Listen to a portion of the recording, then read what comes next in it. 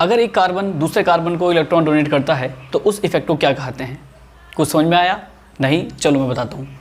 देखो, अगर electron donate हुए हैं तो उसे हम कहते हैं पॉजिटिव इंडक्टिव इफेक्ट, यानी प्लस आई इफेक्ट।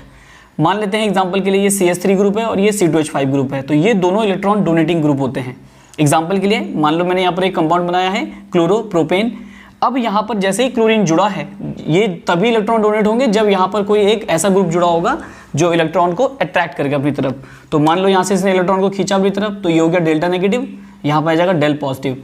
अब ये इलेक्ट्रॉन इससे खींचेगा तो यहाँ पर आ जाएगा डेल्टा डबल पॉजिटिव, और ये इलेक्ट्रॉन इससे खींच लेगा तो यहाँ पर आ जाएगा डेल्टा ट्रिपल पॉजिटिव।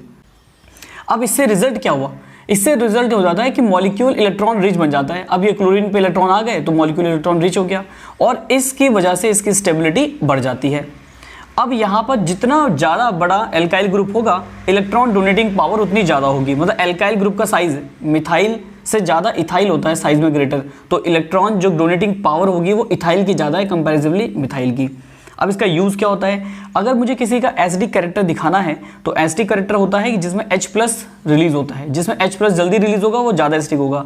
अगर यहाँ देखते हैं हम, तो यहाँ पर H जुड़ा हुआ है और यहाँ पर CH3 जुड़ा हुआ है।